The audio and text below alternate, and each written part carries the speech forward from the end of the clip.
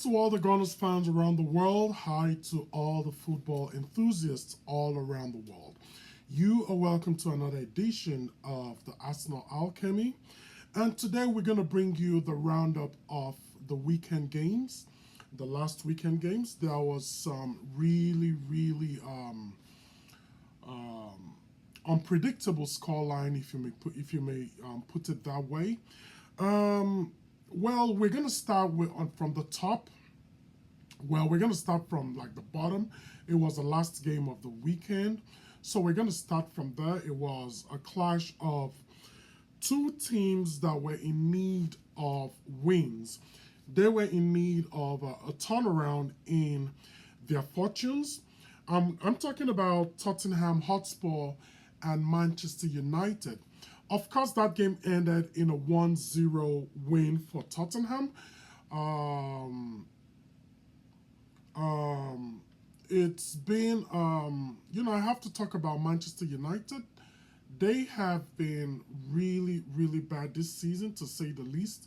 I've never seen where a new manager comes in and becomes so much worse than his predecessor, at this point, I don't think Ruben Amorim is the right man in Manchester United. Don't forget, Manchester United are fifth. They've lost about 8 games in 14 Premier League games. That is unacceptable. That is so unacceptable. I was talking about this when Ten Hag was sacked. I thought they should have just gone with Ruud van Nistelrooy for the remainder of the season. Then bring in Amorim to have a preseason. Bring him at the next, beginning of the next season. I don't think Van Nistelrooy would have been this worse, but it's what it is. Manchester United is 15th in the table. I know they're 10 points off of Wolves and Ipswich, but it's this teams in the relegation zone could get results against them. They are actually playing on very dangerous grounds at the moment. It doesn't look like it's going to get better because their injury list is piling up as well. So anyway, that was a very good. It was a good win for Tottenham. They themselves needed a win. They needed some kind of bounce. Some of their injured players came back, and that really helped them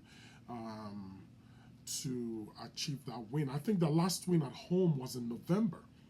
So this was a win they really did need. The next game is the first game of the weekend, which was Brighton versus Chelsea. Brighton won that game 3-0. Mitoma scored one of the goals of the season. A lot of Chelsea fans have come online blaming Chalobah for that goal. But there are some certain goals you just don't blame the defender for. If the attacker plays it to perfection, it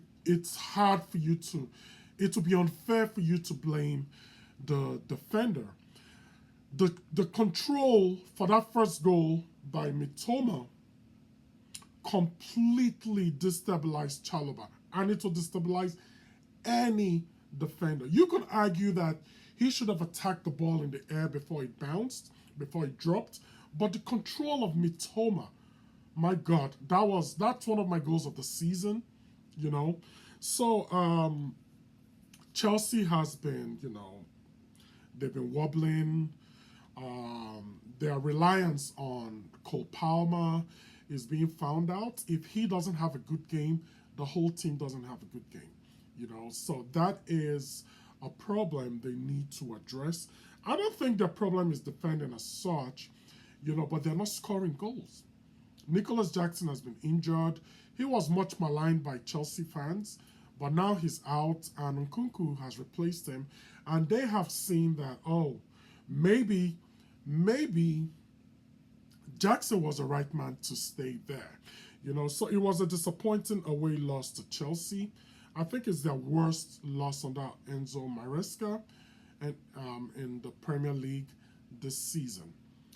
The next game will be my darling Arsenal against Leicester. We won that game 0-2 goals. We won thanks to Mikel Merino brace.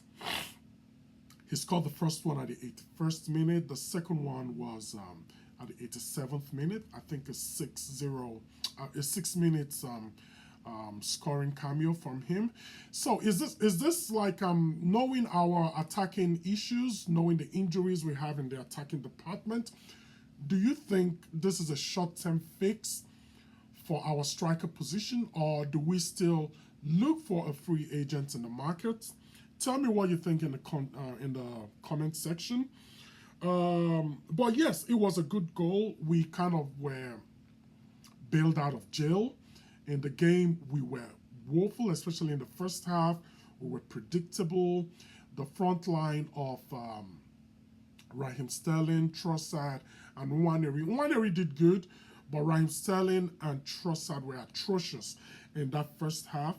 And, it was so that made the substitution by Mikel Arteta a very maverick substitution, because he took out a very, very disappointing Raheem Sterling and brought in Merino, and he pushed Trossard to his preferred left wing, and from there we got better.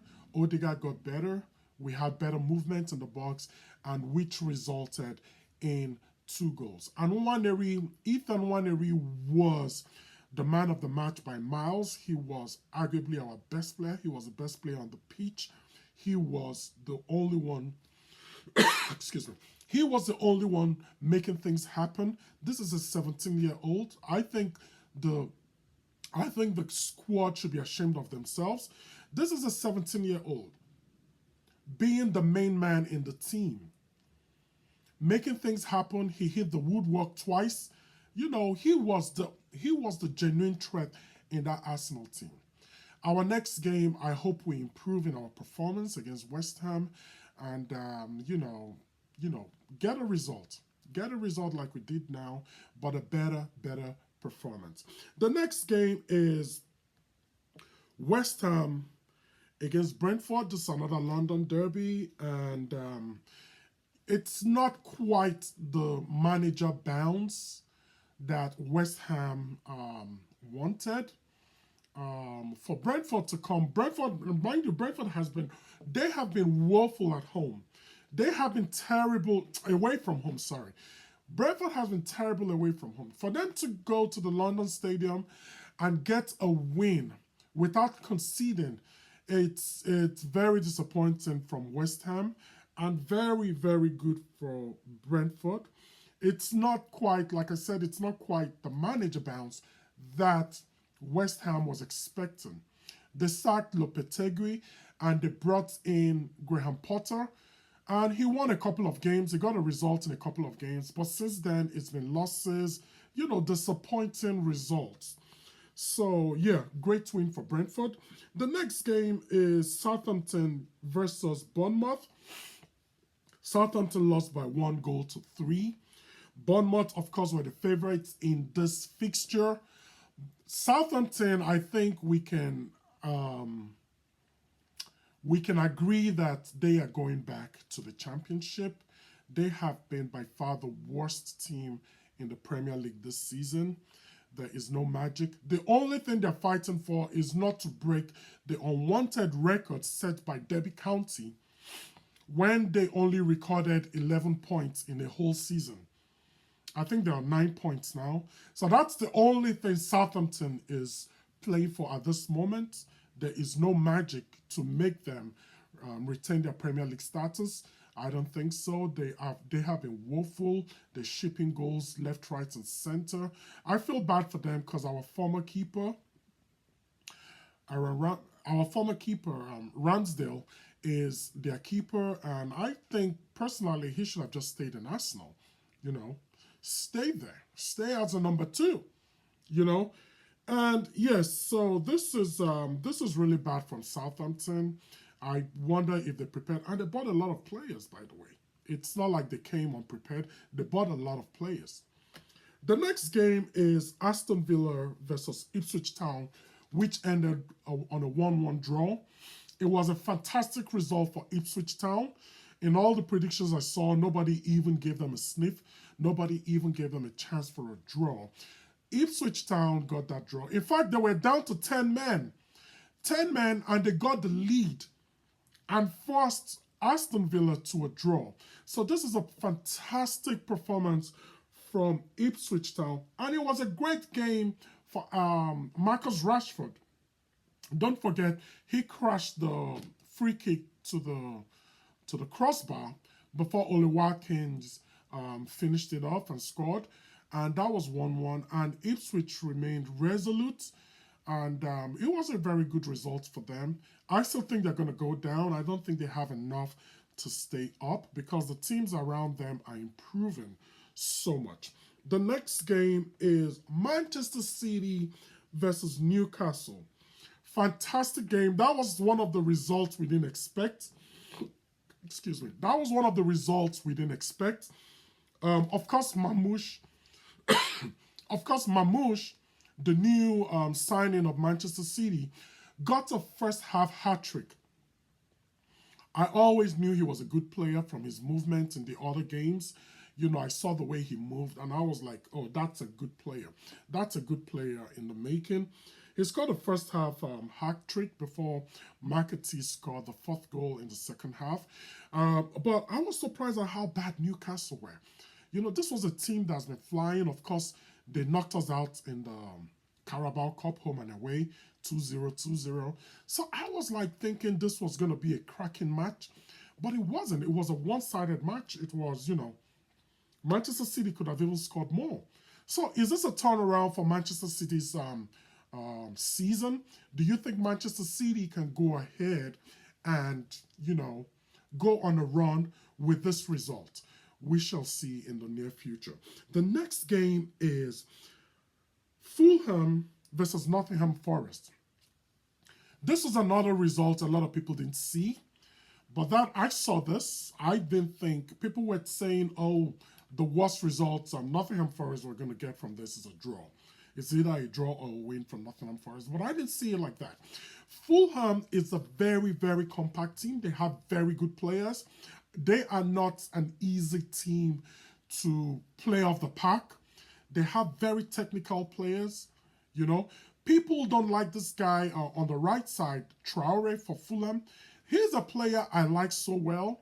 In the past, his end product was really bad, but his end product has now really, really improved, and he is now a bang-on starter for Fulham.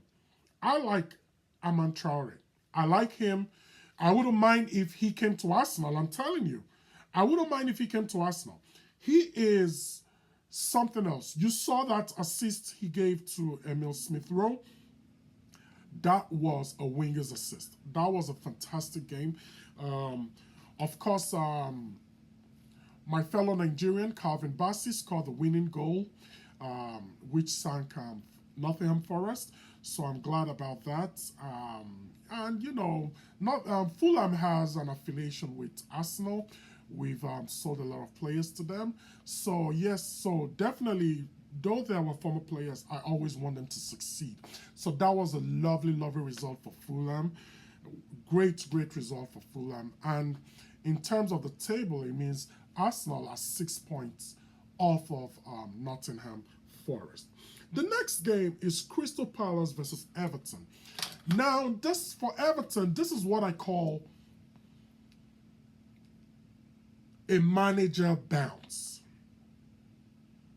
This is 100% reversal in fortune. They play well, they run for every ball, they make it so hard for the opponents.